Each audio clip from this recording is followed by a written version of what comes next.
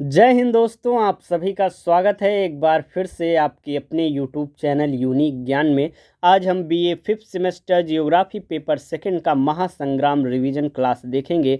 Paper first का हमने देख लिया है। हमने आपको बताया है कि हर एक पेपर का आपका 2 वीडियोज़ आएंगी आपकी महासंग्राम रिवीजन क्लास की, क्योंकि एक वीडियो बनने पर वह बहुत ही लंबी और लेंदी हो जाती है। यह आपसे पूछा गया था, आपने ही बताया था कि सर 2 वीडियो आप बनाइए। जैसे कि 4 यूनिट आपके जो हैं, 8 यूनिट आपके पूरे हैं, तो 4 यूनिट के मोस्ट इंपॉर्टेंट क्वेश्चंस आपको एक वीडियो में, और 4 जो लास्ट के यूनिट हैं उनके मोस्ट इंपॉर्टेंट क्वेश्चन जो है वो नेक्स्ट वीडियो में आपको बताई जाती हैं। तो इस प्रकार जियोग्राफी पेपर फर्स्ट के दोनों हमने वीडियोस को, लेक्चर्स को समझ लिया है। अगर आपने नहीं देखा हो तो चैनल पर विजिट कीजिए, आपको प्लेलिस्ट मिल जाएगी BA fifth semester geography paper first classes के नाम से। वहाँ पर आपको क्लासेस भी मिल जाएंगी, साथ साथ क्वेश्चन पेपर भी मिल जाएंगे, साथ ही साथ यह महासंग्राम रिवीजन क्लास भी आपको मिल जाएगी। तो जियोग्राफी पेपर सेकंड, जिसका कोर्स टाइटल है सुदूर संवेदन के आधार पर भौगोलिक सूचना प्रणाली, इसका आज हम most important questions, most important topics को देखेंगे। अगर आप चैनल पर नए हैं तो चैनल को सब्सक्राइब कीजिए, दोस्तों के पास शेयर कीजिए, जिससे उन तक भी यह वीडियो पहुंच सके और वह भी वीडियो का लाभ उठा सकें। हम इसको जो आपका नोट्स है टेलीग्राम चैनल पर भेजते हैं, वहां से आप लीजिए और अच्छे से इसका रिवीजन भी आप कर सकते हैं। तो चलिए देखते हैं हमारा पहला प्रश्न क्या है। फर्स्ट वीडियो में आपके बहुत सारे कमेंट्स आए कि सर बहुत हेल्पफुल है, आप सेकंड पेपर का भी बनाइए। हिस्ट्री, पॉलिटिकल साइंस सब्जेक्ट के भी कुछ कमेंट्स आए हैं, तो हर एक विषय की आपकी बनाई जाएगी। आप ऐसे ही सपोर्ट करते रहिए, आपके लिए, आपकी तैयारी के लिए बेहतर से बेहतर प्रयास किया जाएगा। सपोर्ट बनाए रहिए, वीडियो को लाइक कीजिए, दोस्तों के पास शेयर कीजिए। पहला प्रश्न हमारा है, सुदूर संवेदन का अर्थ क्या होता है। सुदूर संवेदन का अर्थ होता है कि किसी दूर स्थित घटना, वस्तु अथवा धरातल के बारे में सूचनाओं अथवा आंकड़ों को प्राप्त करना। अगर हम दूसरे शब्दों में बात करें तो मोटे तौर पर सुदूर संवेदन का अर्थ है कि बिना किसी भौतिक संपर्क के किसी वस्तु अथवा घटना के संबंध में सूचनाएं एकत्र करना। अर्थात सुदूर संवेदक का कार्य क्या होता है, किसी भी चीज से, जैसे कि पृथ्वी से, किसी ग्रह से, किसी भी उपग्रह से जो है भौतिक रूप में संपर्क लिए बिना दूर से ही वहाँ पर क्या घटनाएं हो रही हैं, इन सभी चीज़ों की जानकारी जो हम सुदूर संवेदन के द्वारा लेते हैं। सुदूर संवेदन एक ऐसा विज्ञान है जो पृथ्वी के किसी स्थान, वस्तु अथवा घटना के संबंध में दूर अंतरिक्ष में स्थित उपग्रह या अंतरिक्ष यानों में लगे संवेदकों के द्वारा ग्रहण किए गए धरातली परावर्तित प्रकाश के आवेगों की अंकित करता है। अगला हमारा प्रश्न है, सुदूर संवेदन की परिभाषा। प्लॉयड एफ सॉबिन्स के अनुसार सुदूर संवेदन शब्द का तात्पर्य उन विधियों में से है जिनमें किसी लक्ष्य को पहचानने तथा उनके लक्षणों को मापने के लिए विद्युत चुंबकीय ऊर्जा, जैसे कि प्रकाश, ऊष्मा, रेडियो तरंगों को प्रयोग में लाया जाता है। जैसे कि अब वह संवेदक किसी अंतरिक्ष यान पर है या फिर किसी उपग्रह पर है, तो वह कैसे पृथ्वी पर हो रही घटनाओं की जानकारी लेगा, उसमें लगे संवेदकों के द्वारा। संवेदक में जो साधन है, जो संसाधन है, जैसे कि कैमरा, प्रकाश तरंगे, ऊष्मा, रेडियो तरंगों का प्रयोग करके वह सूचना ग्रहण करता है। फिस्चर तथा अन्य के अनुसार सुदूर संवेदन एक ऐसी कला या विज्ञान है जो बिना किसी संपर्क के किसी वस्तु के बारे में जानकारी प्राप्त करता है। मोटा मोटी आपको यह बात याद रखनी है कि सुदूर संवेदन ऐसा विज्ञान है, ऐसी कला है जो बिना किसी भौतिक संपर्क के, बिना किसी संपर्क के वस्तु के बारे में जानकारी प्राप्त करता है। अगला प्रश्न हमारा है, सुदूर संवेदन की अवस्थाएं। सुदूर आंकड़ों के अर्जन की प्रक्रिया को निम्न 7 सोपानों में विभाजित किया जा सकता है, जो कि पहला है ऊर्जा स्रोत। ऊर्जा का वायुमंडल के साथ अन्योन्य क्रिया, ऊर्जा के पृथ्वी के धरातली आकृतियों से अन्योन्य क्रिया, ऊर्जा का संवेदक द्वारा अभिलेखन, आंकड़ों का संचारण तथा प्रक्रमण, प्रतिबिंब प्रक्रमण तथा विश्लेषण और इसका अनुप्रयोग। ये कुल मिलाकर 7 सोपान एक प्रकार से सुदूर संवेदन की 7 अवस्थाएं मानी जाती हैं। अगला प्रश्न हमारा है, वायुमंडलीय प्रकीर्णन क्या होता है। वायुमंडलीय में विद्यमान गैस के अणुओं द्वारा विद्युत चुंबकीय विकिरण के पुनर्दशा निर्धारण को क्या कहते हैं, प्रकीर्णन कहते हैं। प्रकीर्णन द्वारा प्रतिबिंब विपर्यास की कमी हो जाती है, जिससे धरातल तथा लक्ष्य का स्पेक्ट्रमी प्रतिबिंब, जो कि ससूचक के द्वारा प्राप्त होता है, बदल जाता है। इस प्रकार कहा जा सकता है कि वायुमंडल में विद्युत चुम्बकीय विकिरण के प्रकीर्णन का सुदूर संवेदन पर दो विपरीत प्रभाव पड़ता है। कौन कौन सा? पहला कि यह प्रतिबिंब के विपर्यास को कम कर देता है। दूसरा, यह धरातलीय वस्तुओं में स्पेक्ट्रल संकेतों को परावर्तित कर देता है जिन्हें संवेदक द्वारा देखा जा सकता है। अगला हमारा प्रश्न है तापीय चालकता। तापीय चालकता क्या होता है? किसी पदार्थ का तापीय चालक गुणांक ऊष्मा की वह मात्रा है जो एकांक लंबाई के एकांक पृष्ठ क्षेत्रफल वाले परिच्छेद से 1 सेकंड में प्रवाहित होता है। अर्थात ऐसा तापीय चालक गुणांक वह है जो मात्रा एक प्रकार से एकांक लंबाई में एकांक पृष्ठ क्षेत्रफल वाले परिच्छेद से 1 सेकंड में जो प्रभावित होता है वही क्या होता है? तापीय चालकता, तापीय गुणांक ऊष्मा कहलाता है। जबकि दो विपरीत पृष्ठों के मध्य 1 डिग्री सेल्सियस का रूप तापांतर होता है। चालक गुणांक पदार्थों की संरंध्रता एवं रंध्रों में भरे द्रव के ऊपर निर्भर करता है। इससे किसी तरह की भौतिक अवस्था का पता चल जाता है। तापीय धारिता के विषय में हम जाने तो किसी पदार्थ के 1 ग्राम का ताप 1 डिग्री सेल्सियस बढ़ाने के लिए आवश्यक ऊष्मा की मात्रा को उस पदार्थ की तापीय ऊष्मा या धारिता कहा जाता है। अर्थात कोई भी पदार्थ हो 1 ग्राम का, उसको 1 डिग्री सेल्सियस उसका ताप बढ़ाने में जो ऊष्मा लगता है वही क्या कहलाता है? तापीय धारिता या तापीय ऊष्मा कहलाता है।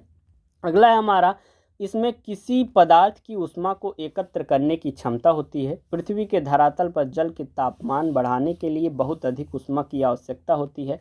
दिन के समय सूर्य की ऊष्मा के अवशोषण के द्वारा भूमि की सतह का तापमान अधिक बढ़ जाता है, जबकि दिन के समय तापीय बिंब में जलीय वस्तुएं अपेक्षाकृत ठंडी प्रतीत होती हैं।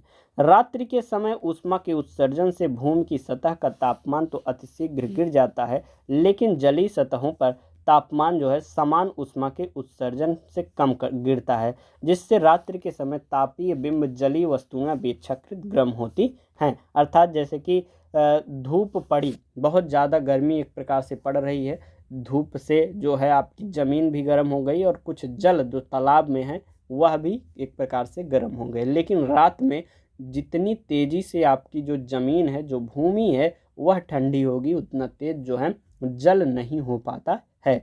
अगला प्रश्न है हमारा तापीय जड़त्व। तापीय जड़त्व किसी पदार्थ की प्रक्रिया में लगने वाले प्रतिरोध का द्योतक है। यह पदार्थ के तापीय चालन गुणांक, घनत्व एवं ऊष्माधारिता के अनुक्रमानुपाती होती है।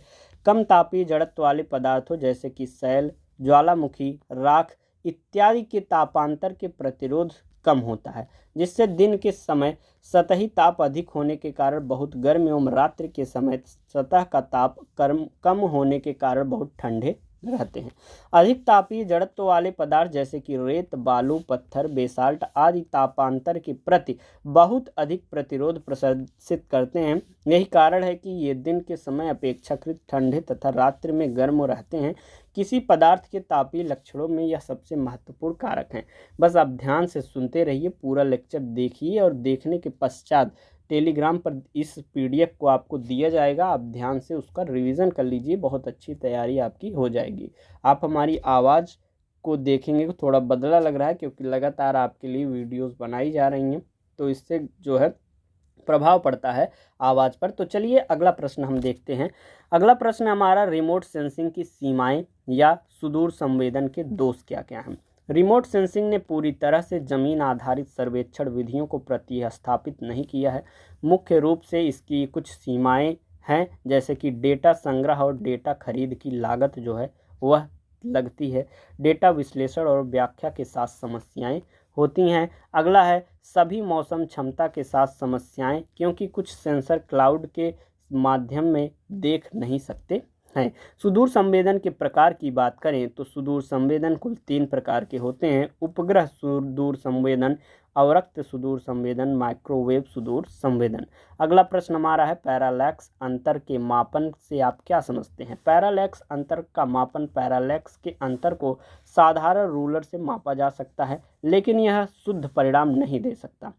शुद्ध परिणामों के लिए पैरालैक्स बार में प्लवनशील चिन्ह सिद्धांत का प्रयोग किया जाता है। इस प्रकार स्टीरियोमीटर के कार्यप्रणाली से पैरालैक्स के सूक्ष्म मापन परिवर्तनों का भी निर्धारण किया जा सकता है।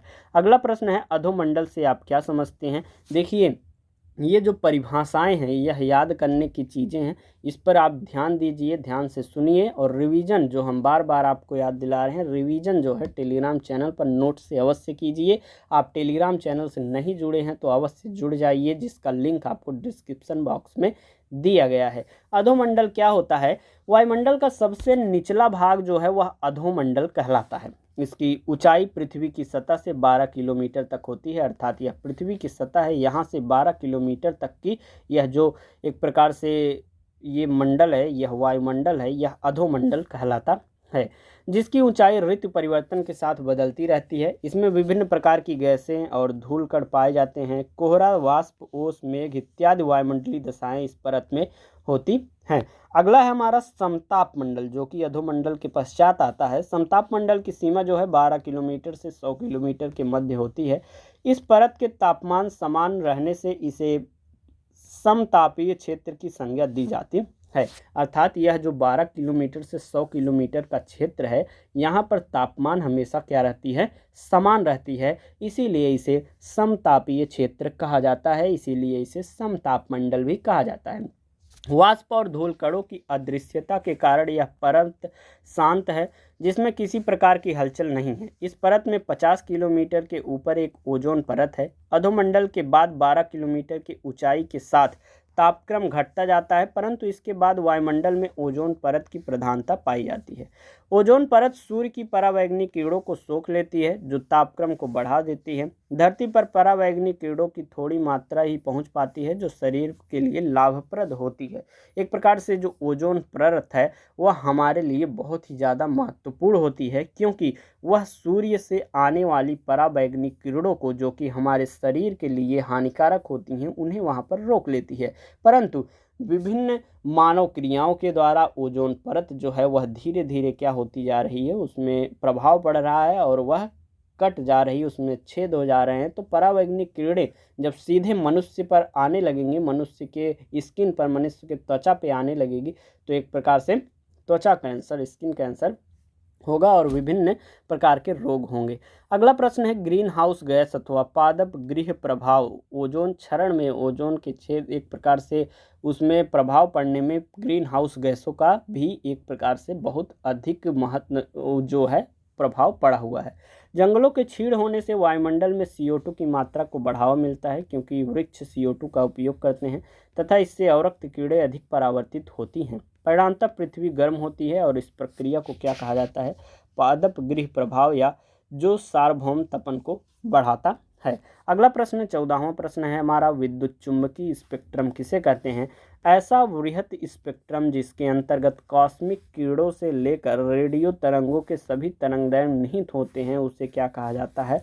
विद्युत चुंबकीय स्पेक्ट्रम कहा जाता है। 15वां प्रश्न है, अवरक्त स्पेक्ट्रम क्या है? लाल रंग के ऊपर बड़ी तरंगदैर्घ्य वाले भाग को क्या कहा जाता है? अवरक्त स्पेक्ट्रम कहा जाता है। लाल रंग के ऊपर जो बड़ी तरंगदैर्घ्य होती है उस भाग को हम अवरक्त स्पेक्ट्रम कहते हैं। अगला हमारा, परावैंगनी स्पेक्ट्रम किसे कहते हैं? परावैंगनी रंग के नीचे छोटी तरंगदैर्घ्य वाले भाग को हम परावैंगनी स्पेक्ट्रम कहते हैं। अगला प्रश्न हमारा है, प्रकाशिक तरंगदैर्घ्य क्या है? प्रकाशिक तरंगदैर्घ्य जो है 0.3 से 16 माइक्रोन तक का प्रवेश, जिसके अंतर्गत दृश्य प्रदेश, अवरक्त प्रदेश, निकट अवरक्त बैंड तथा मध्य अवरक्त बैंड सम्मिलित किए जाते हैं। इनमें प्रयोग किए जाने वाले संवेदक वायु कैमरे, त्रापीय क्रमवीक्षक, बहुस्पेक्ट्रल क्रमवीक्षक तथा वीडियोकॉन प्रमुख होते हैं। अगला हमारा प्रश्न है, लघु तरंगदैर्घ्य किसे कहते हैं? इसका तरंगदैर्घ्य प्रदेश 1 मिलीमीटर से 1 मीटर तक है। इसमें प्रयोग किए जाने वाला संवेदक क्या कहलाता है? रडार कहलाता है। 1 mm से लेकर 1 मीटर तक जो है इसका प्रदेश होता है। अगला प्रश्न हमारा 19वां है, बैंड किसे कहते हैं? अवरक्त प्रदेश के उपभागों को बैंड की संज्ञा दी जाती है। जो अवरक्त प्रदेश होते हैं उनके उपभागों को हम बैंड की संज्ञा देते हैं। इसी प्रकार दृश्य प्रकाश के उपभागों के लिए नीला, हरा तथा लाल बैंड का प्रयोग किया जाता है। अगला प्रश्न हम देखेंगे, 20वां, तरंग दैर्घ्य किसे कहते हैं? तो प्रकाश अथवा विद्युत चुंबकीय तरंग एक पूरे कंपन के समय जितनी दूरी तय करते हैं उसे ही तरंग दैर्घ्य हम कहते हैं। बहुत ही यह चीज़ें आपने पढ़ी भी होंगी, बहुत ही आसान भाषा में आपको बताया भी जा रहा है, अच्छे से समझ में आ रहा होगा। जो भी समझ में ना आए, जो भी पॉइंट पे डाउट रहे तो आप कमेंट करके पूछ सकते हैं। वीडियो को लाइक अवश्य करिए, आपकी एक प्रकार से जिम्मेदारी बन जाती है। वीडियो को शेयर करिए अधिक से अधिक अपने दोस्तों के पास, जिससे उनको भी लाभ मिल सके और वीडियो ज़्यादा से ज़्यादा लोग देखें। अगला प्रश्न हमारा है 21वां, प्लेटफार्म से आप क्या समझते हैं? प्लेटफार्म का अर्थ है कि अंतरिक्ष में ऐसा स्थान, स्थिति जहाँ पर कैमरा या संवेदक लगा हुआ होता है, जिससे हमें क्या मिलती है? जानकारी मिलती है, तथा जो लक्ष्य या धरातल के किसी भी भाग की सूचनाओं को प्राप्त करता है वह प्लेटफार्म कहलाता है। सुदूर संवेदन में प्रयोग किए जाने वाले सभी गुब्बारों, हेलीकॉप्टरों, वायुयानों, अंतरिक्ष शटल, रॉकेटों तथा अंतरिक्ष यानों को सुदूर संवेदन के प्लेटफार्म कहा जाता है और इनका उपयोग जो है विभिन्न उद्देश्यों के आधार पर किया जाता है। सुदूर संवेदन के प्रोग्राम के उद्देश्य संवेदनक के प्रकार, प्रचालन ऊंचाई, पेलोड और प्रचालन परास, समय, लागत इत्यादि को ध्यान में रखकर किसी भी प्लेटफार्म का चयन हम करते हैं या किया जाता है। प्लेटफार्म के प्रकार की बात करें तो पृथ्वी के धरातल से ऊंचाई के आधार पर सुदूर संवेदन जो है प्लेटफार्म को निम्न भागों में बांटा गया है: भू आधारित प्लेटफार्म, वायुमंडल आधारित प्लेटफार्म और अंतरिक्ष आधारित प्लेटफार्म। ये 3 प्रकार की प्लेटफार्म हैं। कैसे हम इसको किस आधार पर हमने डिवाइड किया है? पृथ्वी के धरातल से ऊंचाई के आधार पर हमने इसे डिवाइड किया हुआ है, बांटा हुआ है। भू आधारित प्लेटफार्म, वायुमंडल आधारित प्लेटफार्म और अंतरिक्ष आधारित प्लेटफार्म को। अगला प्रश्न हमारा है 23 नंबर, वायुमंडल आधारित प्लेटफार्म से आप क्या समझते हैं? वायुमंडल आधारित प्लेटफार्म जो है वह वायुमंडल आधारित प्लेटफार्म का प्रयोग मुख्यतः वायु फोटो चित्रों को खींचने के लिए किया जाता है। इसका उद्देश्य फोटो विश्लेषण तथा फोटोग्रामेटिक अध्ययन करना होता है। इनको प्राप्त करने के लिए वायुयानों पर क्रम वीक्षक लगे होते हैं। क्रम वीक्षक क्या होता है यह आप जानते हैं या नहीं? क्रम वीक्षक जो होता है, जिस प्रकार से फोटो स्टेट की एक मशीन होती है जो फिजिकली फोटो कॉपी करती है, परंतु यह क्रम वीक्षक जो होती है वह एक प्रकार से ईमेल में, जैसे कि कोई चीज़ें है वह डिजिटल फोटो कॉपी करती है। क्रम वीक्षक की उपयोगिता की एवं कार्य के परख की जांच वायुयान एवं उपग्रह मिशन में पूर्व भली भांति की जाती है। उद्देश्य एवं उपयोगिता के आधार पर क्रम वीक्षक में भिन्नताएं भी पाई जाती हैं। आगे हम देखेंगे। अगला प्रश्न हमारा है गुब्बारा आधारित प्लेटफार्म क्या होता है? गुब्बारा आधारित प्लेटफार्म जो है सुदूर संवेदन उद्देश्य की पूर्ति के लिए गुब्बारों की उपयोगिता 1900 के बाद प्रारंभ हुई। सर्वप्रथम पृथ्वी के धरातल के अध्ययन के लिए गुब्बारे विकसित किए गए थे। प्रारंभ में गुब्बारों का उपयोग विभिन्न ऊंचाइयों पर संवेदक अर्थात सेंसर की उपयोगिता प्रमाणित करने के लिए किया गया था। मौसम विज्ञान में गुब्बारों का उपयोग हवा की गति को नापने के लिए किया गया था। आजकल मौसम संबंधी वायुमंडलीय दशाओं की जानकारी प्राप्त करने के लिए प्लेटफार्मों का काफ़ी प्रयोग होता है। कौन से प्लेटफार्मों का? गुब्बारे से जो आधारित होते हैं। अगला प्रश्न हमारा वायुयान आधारित प्लेटफार्म। वायुयान आधारित प्लेटफार्म जो है वह सामान्यतः वायुयानों का प्रयोग सुदूर संवेदन के रूप में वायु फोटो चित्रों तथा क्रम वीक्षक बिंबों को प्राप्त करने के लिए किया जाता है। वायुयान में कुछ सावधानी रखना अति आवश्यक है। वायुयान अत्यधिक स्थिर हों, कंपन रहित हों तथा समान गति क्षमता रखने वाला होना चाहिए। ऊंचाई के आधार पर वायुयानों को वर्गीकृत किया जा सकता है। अगला प्रश्न है वायु आधारित सुदूर संवेदन प्रणाली के यंत्र बताइए। वायु आधारित सुदूर संवेदन प्रणाली के यंत्र भारत में वायुयान आधारित सुदूर संवेदन प्रणाली के निम्न यंत्र हैं। कौन कौन से, जिनको जन संबंधी उपयोगों में लाया जाता है? पहला है समुद्रीय रंगीन रेडियोमीटर, मॉड्यूलर बहु स्पेक्ट्रल क्रमवीक्षक, इसरो MSS और कैमरा। ये सभी चीज़ें कौन सी हैं? वायु आधारित सुदूर संवेदन प्रणाली के यंत्र हैं। अगला प्रश्न हमारा 27 नंबर है वायुमंडल आधारित प्लेटफार्म के उद्देश्य बताइए। वायुमंडल आधारित प्लेटफार्म का उद्देश्य फोटो विश्लेषण तथा फोटोग्रामेटिक अध्ययन करना होता है। 28वां प्रश्न है गुब्बारा आधारित प्लेटफार्म के प्रकार बताइए। गुब्बारा आधारित प्लेटफार्म निम्न प्रकार के होते हैं: स्वतंत्र गुब्बारे, बंधन सूत्र गुब्बारे और शक्ति युक्त गुब्बारे। 29वां प्रश्न है हमारा वायु आधारित प्लेटफार्म के 2 लाभ लिखिए। पहला है उच्च विभेदन और दूसरा है विभिन्न मापनियों के बिंब। उच्च विभेदन कैसे? वायुयान आधारित सर्वेक्षणों में प्राप्त विभेदन उपग्रहों से प्राप्त विभेदन की तुलना में अधिक होता है, अर्थात जो वायु आधारित प्लेटफॉर्म है उनके सर्वेक्षण में जो विभेदन आता है और उपग्रह से प्राप्त जो विभेदन होता है, दोनों में एक प्रकार से वायुयान आधारित सर्वेक्षण में जो विभेदन प्राप्त होता है वह अधिक होता है। स्थानीय विभेदन की दृष्टि से उच्च स्तरीय फोटो चित्रों की प्राप्ति होती है। अगला है विभिन्न मापनियों के बिंब। चूंकि ऊंचाई पर वायुयान की उड़ान चालक अथवा प्रयोग करने वाले की इच्छा पर निर्भर करता है, इसलिए ऊंचाई के अनुसार अलग अलग मापनियों पर आधारित वायु फोटो चित्रों को प्राप्त किया जा सकता है। विभेदन की क्षमता के आधार पर इनका अलग अलग उपयोग किया जाता है। अगला प्रश्न हमारा है 30वां, वायु आधारित प्लेटफॉर्म की कमियां बताइए। पहला है खराब मौसम में अनुपयोगी, अर्थात वायु आधारित जो होते हैं अगर मौसम खराब हो जाए तो उनका प्रयोग एक प्रकार से नहीं हो पाता। दूसरा है इसमें खर्चीले साधन लगते हैं। तीसरा है कठिन सर्वेक्षण योजना और चौथा है यह भारी लोड नहीं ले जा पाते।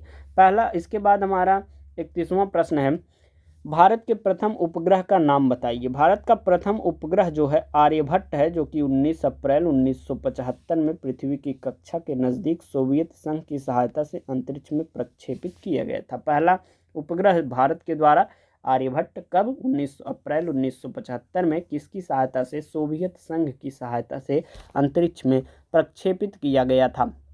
32वां प्रश्न है भास्कर का प्रक्षेपण कब किया गया। भास्कर 1 का प्रक्षेपण 7 जून 1979 तथा भास्कर 2 का प्रक्षेपण 20 नवंबर 1981 में रूस के इंटरकॉस्मोस रॉकेट की सहायता से किया गया।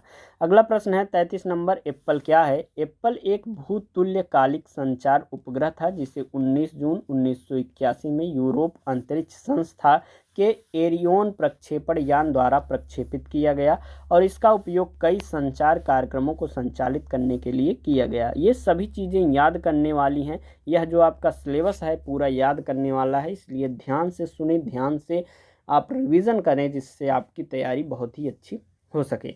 अगला प्रश्न हमारा है 34 नंबर, भारतीय सुदूर संवेदक उपग्रह क्रम से आप क्या समझते हैं। भारतीय सुदूर संवेदक उपग्रह क्रम भारत में सुदूर संवेदन उपग्रह श्रृंखला का प्रथम उपग्रह IRS 1A को मार्च 1988 में सोवियत वोस्टक रॉकेट की सहायता से अंतरिक्ष में प्रक्षेपित किया गया। इसी श्रृंखला का द्वितीय उपग्रह IRS IB को अगस्त 1991 को प्रक्षेपित किया गया, जो अभी भी निरंतर कार्य कर रहा है। इस पर 72.5 मीटर विभेदन के LISS 1 तथा 36.25 मीटर के LISS second A LISS second B संवेदक के 2 कैमरे लगे हुए हैं। ये कैमरे 4 स्पेक्ट्रल बैंड 0.45 से 0.86 माइक्रोमीटर पर कार्य करते हैं। इसी प्रकार तृतीय उपग्रह जो कि IRS 1C को 28 दिसंबर 1995 में रूसी रॉकेट द्वारा मोलिया से प्रक्षेपित किया गया। अगला प्रश्न हमारा है उपग्रह प्रक्षेपण यान क्या है। उपग्रह प्रक्षेपण यान जो है इस क्षेत्र में भारत की क्षमता का पहला प्रदर्शन SLV-3 का निर्माण था। 1980 में SLV-3 ने अपनी उड़ान भरी जब 40 किलोग्राम के रोहिणी उपग्रह को ध्रुवीय कक्ष के नज़दीक पहुंचाया। SLV-3 के 2 अन्य प्रक्षेपण मई 1981 व अप्रैल 1983 में संपन्न किए गए थे। यह सभी चीज़ें हम फिर से एक बार बता रहे हैं, याद करने वाली हैं, बस आप ध्यान से सुनते रहिए और रिवीजन अच्छे से करिए, जो कि PDF आपको टेलीग्राम चैनल पर दिया जाएगा। अगला प्रश्न है हमारा लैंडसेट उपग्रह क्रम से आप क्या समझते हैं। लैंडसेट उपग्रह क्रम, लैंडसेट उपग्रह को भू संसाधन तकनीक उपग्रह ERTS कहते हैं। इसको संयुक्त राज्य अमेरिका के नासा द्वारा ध्रुवीय कक्षा में स्थापित किया गया। ERTS 1 का प्रक्षेपण 13 जुलाई 1972 में किया गया था। अगला प्रश्न है लैंडसेट के उद्देश्य क्या हैं। लैंडसेट का प्रमुख उद्देश्य सुदूर संवेदन तकनीक द्वारा बहुआयामी धरातली सूचनाओं को प्राप्त करना, इनको भू स्थित केंद्र को भेजना था। दूसरा है कि प्राप्त आंकड़ों को भू केंद्र पर परिष्कृत कर उपयोग के योग्य तैयार करना तथा उपयोगकर्ता तक पहुंचाना था। एक प्रकार से अगला प्रश्न हमारा 38 नंबर लैंडसेट उपग्रह की विशेषताएं बताइए। यह उपग्रह जो है ध्रुवीय क्षेत्रों को छोड़कर, जो कि 82 डिग्री उत्तर तथा 82 डिग्री दक्षिण तक हैं। अन्य संपूर्ण पृथ्वी के सुदूर संवेदन सूचनाओं को एकत्र करने की क्षमता रखता है, जो कि लैंडसेट उपग्रह है। और सभी लैंडसेट पृथ्वी का चक्कर 103 मिनट में लगा लेते हैं। एक दिन में पृथ्वी का 14 चक्कर यह लगाते हैं। 39वां प्रश्न है, संसाधन उपग्रह के प्रकार बताइए। मानव युक्त भू संसाधन उपग्रह और मानव रहित भू संसाधन उपग्रह, दो प्रकार के संसाधन उपग्रह पाए जाते हैं। 40 नंबर प्रश्न है, इमेज के प्रकार बताइए। इमेज के प्रकार जो है, स्रोत के आधार पर इमेज दो प्रकार की होती है। पहला है फोटोग्राफिक फिल्म आकार और दूसरा है डिजिटल आकार। 41वां प्रश्न हमारा है, फोटोग्राफिक फिल्म आकार क्या है। फोटोग्राफिक संवेदक फोटोग्राफिक फिल्म पर इमेज को दर्शाता है।